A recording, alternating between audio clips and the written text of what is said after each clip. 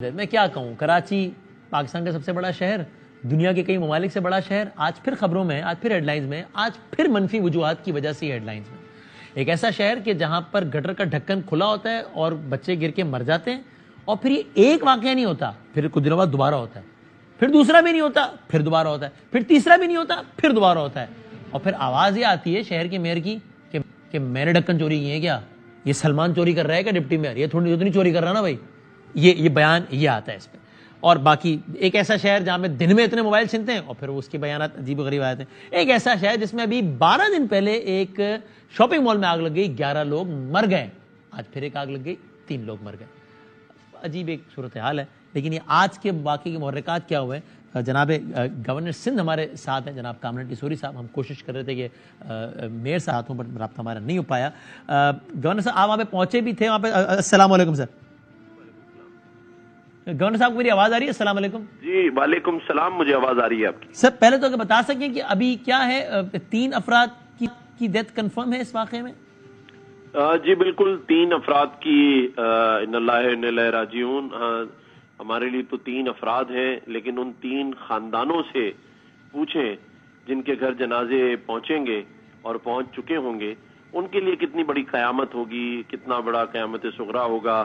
اور ان 20 سے 22 دکانداروں سے پوچھیں جن کی جمع پونجی جل کر خاک کر ہو گئی، اور ان کے خاندان اب آگے کیا کریں گے۔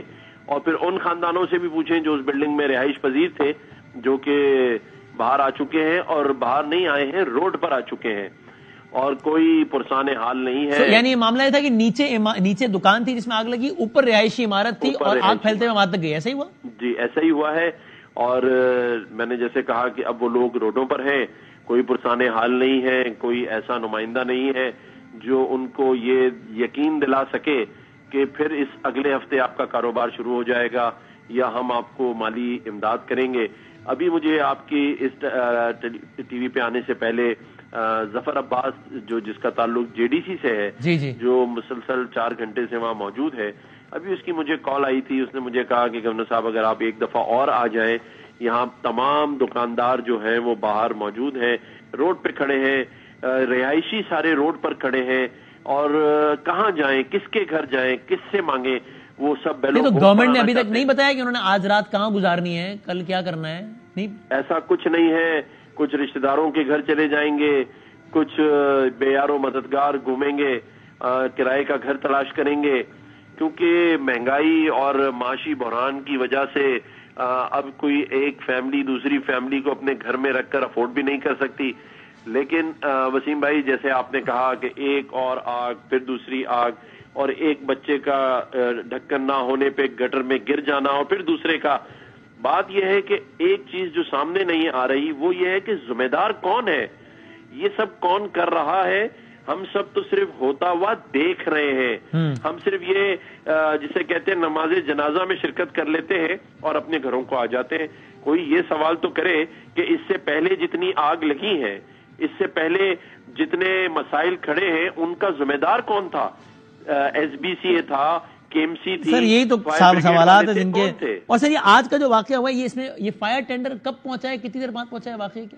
دیکھیں، میں نے وہاں جو مکین مجھ سے جنہوں نے گلا کیا، شکایت کی، انہوں نے کہا کم از کم 30 سے 35-40 منٹ لیٹ آیا۔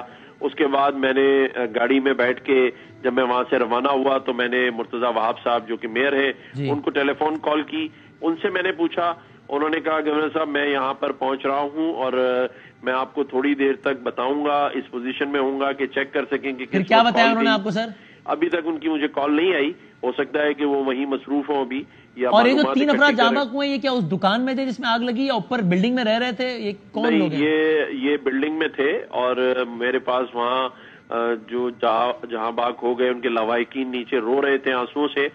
میں نے ان کو بڑا دلاسا دیا، دعا کے لیے بھی کہا، لیکن جو اللہ تعالیٰ کو منظور۔ لیکن میں سمجھتا ہوں اس شہر قائد میں اس طرح کے واقعات کا تواتر سے ہونا، اس شہر قائد میں ڈھکن چوری ہو جانا اور دوبارہ نہ لگنا، بچوں کا شہید ہو جانا، گر جانا، میں سمجھتا ہوں اگر ہم یہ ایک دفعہ احساس کر لیں کہ یہ آگ جو ہے وہ کسی اور کے نہیں ہمارے گھر میں لگی ہے تو کیا شدت ہوگی۔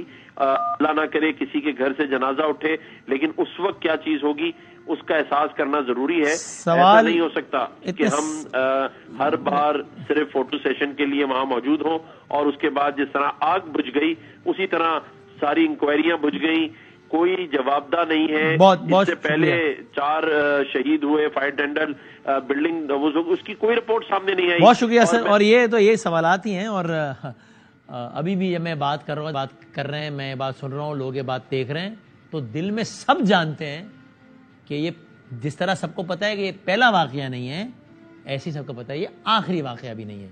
یہ کراچی میں, پاکستان میں, لیکن بالخصوص کراچی میں, یہ 2 واقعات کے درمیان کا جو وقفہ ہوتا ہے اس کو ہم کہتے ہیں اچھا ٹائم. باقی تو بس یہی چلتا رہتا ہے.